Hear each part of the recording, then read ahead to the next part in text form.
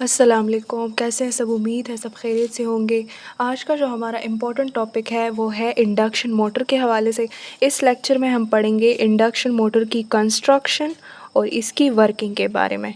ठीक है, तो सबसे पहले पढ़ते हैं थोड़ा सा इसका इंट्रोडक्शन कि इंडक्शन मोटर हमारे पास होता क्या है। इससे पहले अगर आपने एनोड का लेक्चर देखा हो तो उसमें हमने बोला था कि जो एनोड होता है ना हमारे पास, एनोड ये हमारे पास रोटेटरी होता है इन जनरल एक्सरेज, ताकि हाई इंटेंसिटी की एक्सरेज हमारे पास प्रोड्यूस कर सके। तो ये हमारे पास रोटेटरी होता है। अब ये रोटेशन किस तरह करता है, किस वजह से करता है, इसके पीछे क्या ऐसी लॉजिक है, इसके पीछे क्या ऐसी चीज़ पड़ी हुई है जो हमारे पास ये एनोड को रोटेट करता है। तो इसके पीछे हमारे पास एक सिस्टम लगा हुआ होता है जिसको हम बोलते हैं इंडक्शन मोटर। और ये कोई ऐसा डिवाइस वगैरह नहीं होता कि फिक्स हुआ होता है, बल्कि ये एक पूरा का पूरा सिस्टम होता है। ठीक है, तो आते हैं इसके कंस्ट्रक्शन पे। तो असल में इंडक्शन मोटर जो है ना, ये हमारे पास it's a part of an X ray tube, जो हमारे पास क्या करता है, एनोड को एनर्जी प्रोवाइड करता है फ्रॉम द आउटसाइड कि वो हमारे पास क्या हो जाए, रोटेट हो जाए और हमारे पास एक्सरेज जनरेट हो जाए। ठीक है, तो कंस्ट्रक्शन पे आते हैं। कंस्ट्रक्शन में सबसे पहले जो हमारे पास इसका प्रिंसिपल पार्ट है ना, वो हमारे पास है स्टेटर। स्टेटर हमारे पास बना हुआ होता है फ्रॉम कोयल्स। ये कोयल्स या तो कॉपर हो सकते हैं या सिल्वर हो सकते हैं या हमारे पास एल्यूमिनियम हो सकते हैं। ठीक है, सेकंड हमारे पास होता है, और ये हमारे पास स्टैटिक होता है। स्टैटिक होता है और ये हमारे पास होता है आउटसाइड द, मैं डायग्राम में फिर आपको समझाती हूँ, आउटसाइड ऑफ एक्सरे ट्यूब होता है। ठीक है, अब दूसरा जो हमारे पास प्रिंसिपल पार्ट है इसका, उसको हम कहते हैं रोटर। ये हमारे पास रोटेटरी होता है, रोटेशन करेगा ये हमारे पास, और ये प्रेजेंट होगा इनसाइड द एक्सरे ट्यूब। ठीक है, इसकी कंपोजिशन में है ना दो चीज़ें हैं। एक तो हमारे पास कोयल है, ठीक है, दूसरा हमारे पास है फैब्रिकेटेड आयरन। कोयल हमारे पास मोस्टली जो है ना कॉपर होता है। एक वायर होता है जो कॉपर का बना हुआ होता है, वो हमारे पास रोटर कहलाता है। दूसरा हमारे पास इनकी बीचों बीच हमारे पास क्या होता है, फैब्रिकेटेड आयरन होता है। फैब्रिकेटेड आयरन, असल में ये जो आयरन है ना, ये हमारे पास है फेरोमैग्नेटिक।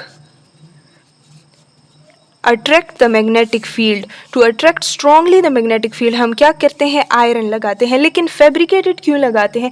फैब्रिकेटेड मैंने पहले भी आपको बताया था कि फैब्रिकेटेड हम इसलिए लगाते हैं ताकि हमारे पास हीट डेसिपेशन जल्दी जल्दी हो, हीट जो है ना वो जो एक्सरे ट्यूब है ना उसमें अकोमुलेट ना हो, बल्कि जल्दी से वो डिसिपेट हो जाए।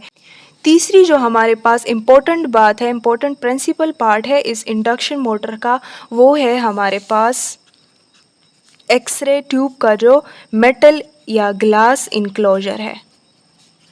ठीक है, वो भी इंडक्शन मोटर का ही पार्ट है।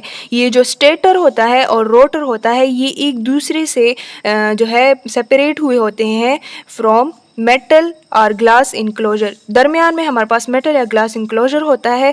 एक्सरे ट्यूब के अंदर हमारे पास रोटर होगा और एक्सरे ट्यूब के बाहर हमारे पास स्टेटर होगा। ठीक है, तो ये प्रिंसिपल पार्ट्स थे इंडक्शन मोटर के। Let me show you diagram. अगर आप देखें, ये हमारे पास है इंडक्शन मोटर, ये हमारे पास है स्टेटर, ये है रोटर, ये वाला, ये हमारे पास है रोटर, ये भी हमारे पास स्टेटर है। स्टेटर दोनों sides on the neck of the tube, ये नेक ऑफ द ट्यूब है ना, इसके साथ हमारे पास दोनों साइड पे हमारे पास स्टेटर प्रेजेंट होते हैं। ठीक है, तो और ये हमारे पास है मेटल इनक्लोजर, जो ग्लास का बना हुआ होता है या मेटल का बना हुआ होता है, जो एक्सरे ट्यूब जिसके अंदर होता है ना, हमने पढ़ा था ना जो एक्सटर्नल कंपोनेंट्स थे उसमें हमने पढ़ा था मेटल और ग्लास इनक्लोजर। इससे हमारे पास स्टेटर और रोटर एक दूसरे से जो है सेपरेट हुए होते हैं। तो ये जो है पूरा का पूरा सिस्टम है इंडक्शन मोटर का। और ये हमारे पास है एनोड का शाफ्ट, एनोड का शाफ्ट है, और ये हमारे पास है एनोड, और एनोड का ये वाला साइड जो है ना, ये पूरा का पूरा ये वाला, ये हमारे पास टारगेट है। यहाँ से हमारे पास पूरा प्रोसेस होता है, ये रोटेट होता है, एनोड तक हमारे पास एनर्जी चली जाती है और एनोड हमारे पास क्या होता है, रोटेट, जो कि इंडक्शन मोटर का एम है। ठीक है, तो आते हैं इसके मैकेनिज्म पे या इसके वर्किंग पे। होता कुछ यूँ है ना इंडक्शन मोटर के सिस्टम में कि हमारे पास जो स्टेटर होता है ना, जो statically outside the x ray tube present होता है, इसको हमारे पास एसी वोल्टेज आ रही होती है। एसी करंट या एसी वोल्टेज का क्या मतलब है कि मतलब इसका डायरेक्शन चेंज हो रहा है। ठीक है, मतलब पॉजिटिव कभी नेगेटिव, फिर पॉजिटिव फिर नेगेटिव, मतलब डायरेक्शन चेंज हो रहा है। ये करंट किस चीज़ में फ्लो करता है, यहाँ पे कॉइल प्रेजेंट होता है, मैंने पहले भी बता दिया आपको, कॉपर कॉइल्स प्रेजेंट होते हैं। तो जब कॉपर कॉइल में ये हमारे पास मूव करता है, तो हमने फेरेडे लॉ पढ़ा था, अगर आपको याद हो एफएससी में, तो हमने पढ़ा था अगर एक करंट में हमारे एक वायर में हमारे पास करंट फ्लो करता है तो उसके इर्द गिर्द हमारे पास क्या होता है, मैग्नेटिक फील्ड प्रोड्यूस होता है। अब इसके दरमियान भी एक मैग्नेटिक फील्ड, एक वायर की दूसरा मैग्नेटिक फील्ड, तीसरा मैग्नेटिक फील्ड, इस तरह मैग्नेटिक फील्ड्स बनते जाते हैं। लेकिन वोल्टेज जो हमारे पास करंट है ना, करंट हमारे पास चेंजेबल है। चेंजेबल का क्या मतलब है कि कभी पॉजिटिव कभी नेगेटिव, मतलब इसका डायरेक्शन चेंज हो रहा है। जब करंट का डायरेक्शन चेंज हो रहा है मतलब कि मैग्नेटिक फील्ड का जो फ्लक्स है ना वो भी हमारे पास क्या होगा, चेंज होगा। मतलब मैग्नेटिक फील्ड का डायरेक्शन भी चेंज होता रहता है।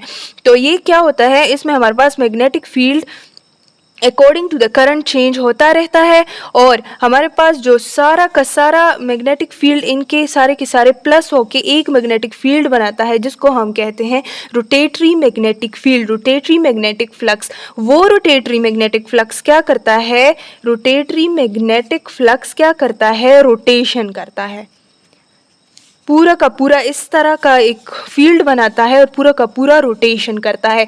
ये बात आप याद रखें कि इसके रोटेशन की स्पीड को हम क्या कहते हैं, सिंक्रोनस स्पीड।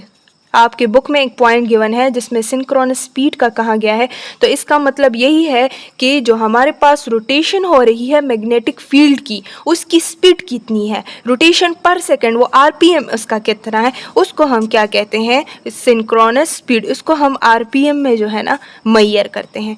ठीक है, अब इसमें मैग्नेटिक फील्ड तो प्रोड्यूस हो रही है। अब जब मैग्नेटिक फील्ड रोटेट होता है, रोटेट होते होते जैसे ही हम करंट बढ़ाते हैं तो इसका मैग्नेटिक फील्ड का एरिया ज़्यादा होता जाता है और ये टकराता है विद द रोटर। जब रोटर हमारे पास रोटर के साथ ये हमारे पास टकराता है तो मैग्नेटिक फील्ड स्ट्राइक होता है with the copper coil. For example अगर ये हमारे पास कॉपर कॉइल है, इधर हमारे पास मैग्नेटिक फील्ड इसमें जनरेट हो रहा है, मैग्नेटिक फ्लक्स जनरेट हो रहा है, तो होता क्या है कि हमने पढ़ा था कि इलेक्ट्रोमैग्नेटिक लॉ के मुताबिक हमने पढ़ा था कि मैग्नेटिक फ्लक्स अगर चेंज होगा तो कोयल में हमारे पास क्या होगा, इंड्यूस ईएमएफ प्रोड्यूस होगा। तो इसमें हमारे पास क्या होता है, इंड्यूस ईएमएफ प्रोड्यूस होता है और ये वाला कोयल हमारे पास क्या करता है, रोटेशन करता है, रोटेट हो जाता है। तो according to this law, according to the electromagnetic law क्या हो जाता है कि जो हमारे पास रोटर होता है ना ये रोटेट हो जाता है।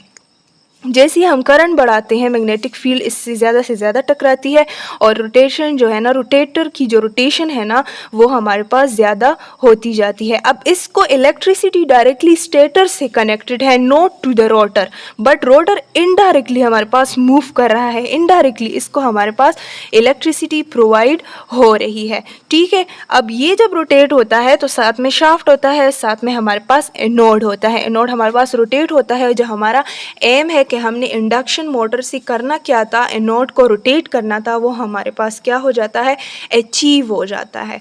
ठीक है, तो ये था इंडक्शन मोटर का, इंडक्शन मोटर की वर्किंग, कि हमारे पास इंडक्शन मोटर वर्क कैसे करता है। इंडक्शन मोटर में सबसे इंपॉर्टेंट ये है कि आप इलेक्ट्रोमैग्नेटिक लॉ, फैराडे लॉ, इन चीज़ों को आप याद रखें। ये चीज़ें आपको याद रहेंगी तो आपको मैकेनिज्म भी अच्छी तरीके से याद हो जाएगा। एक हमारे पास दूसरा पॉइंट जो आपके बुक में लिखा गया है, तो आप ये क्वेश्चन पूछ सकते हैं कि मैम आपने तो बोला कि जो हमारे पास स्टेटर है ना ये हमारे पास बना हुआ होता है फ्रॉम द कोयल, लेकिन मैम बुक में तो लिखा है कि जो हमारे पास स्टेटर होता है उसमें हमारे पास मैग्नेटिक फील्ड मैग्नेट्स होते हैं और वो हमारे पास इक्वली डिस्ट्रीब्यूट होते हैं इन अ स्टेटर। ठीक है, तो बात ये है ना बच्चों कि हमारे पास इंडक्शन मोटर की 2 टाइप्स हैं। एक हमारे पास ट्रेडिशनल इंडक्शन मोटर यूज़ होता है एक हमारे पास होता है परमानेंट मैग्नेट इंडक्शन मोटर। अब ट्रेडिशनल इंडक्शन मोटर इस तरह होता है जो मैंने बताया, मतलब जो स्टेटर होता है ना, उसमें हमारे पास कॉइल लगा हुआ होता है। कॉइल किस चीज़ का होता है? कॉइल होता है कॉपर का, सिल्वर का और एल्यूमिनियम का। इसको एसी वोल्टेज आती है और एसी वोल्टेज से ये हमारे पास क्या करता है, मैग्नेटिक फील्ड जनरेट करता है, फ्लक्स जनरेट करता है, जिसकी वजह से फिर वो सारा मैकेनिज्म जो मैंने आपको बता दिया इंडक्शन मोटर का होता है। लेकिन परमानेंट मैग्नेटिक इंडक्शन मोटर में क्या होता है, जो स्टेटर होता है ना, इसमें हमारे पास इक्वली डिस्ट्रीब्यूटेड मैग्नेट होते हैं। उस मैग्नेट से हमारे पास फिर मैग्नेटिक फील्ड जनरेट होती है। देखो, या तो एसी के थ्रू हम मैग्नेटिक फील्ड को जनरेट करें या हम आम मैग्नेट से मैग्नेटिक फील्ड को जनरेट करें, एक ही बात है ना। इससे भी मैग्नेटिक फील्ड जनरेट हो रहा है, इससे भी मैग्नेटिक फील्ड जनरेट हो रहा है, लेकिन डिपेंड्स ऑन द मॉडल, हम मॉडल कौन सा यूज़ कर रहे हैं। एक ट्रेडिशनल होता है, एक परमानेंट मैग्नेट होता है। इसके नाम से ही जाहिर है कि इसमें हमारे पास क्या होते हैं, परमानेंट मैग्नेट्स यूज होते हैं। It's a temporary magnet. अगर आप देखें तो ये टेम्पररी मैग्नेट है। किस तरह कि जब हम एसी वोल्टेज को क्लोज करते हैं, इसका मैग्नेटिक फील्ड भी हमारे पास ख़त्म हो जाता है, लेकिन ये हमारे पास जो है इसमें मैग्नेटिक फील्ड जनरेट होती रहती है, क्योंकि नॉर्थ साउथ पोल जो है वो होते हैं, जैसे कि आपको पता है मैग्नेट का। तो ये हमारे पास यूनिवर्सल चलता रहता है, कभी स्टॉप नहीं होता।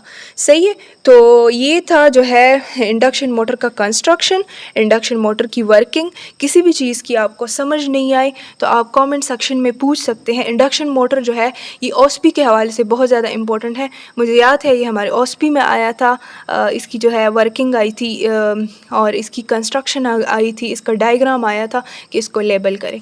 ठीक है। तो ये हमारे पास बहुत ज़्यादा इम्पोर्टेंट है, क्योंकि ये हमारे पास मोस्टली क्या करता है, एनोड को रोटेट करता है। रोटेटरी एनोड हमारे जनरल एक्सरेज में बहुत ज़्यादा इम्पोर्टेंट है। अगर अभी तक आपने मेरा चैनल सब्सक्राइब नहीं किया हुआ तो प्लीज़ सब्सक्राइब करें, लाइक करें और शेयर ज़रूर करें अपने फ्रेंड्स के साथ, ताकि जो भी बेनिफिशियल वीडियो हम अपलोड करते रहें डेली बेसिस पे वो सब तक पहुंचती रहे।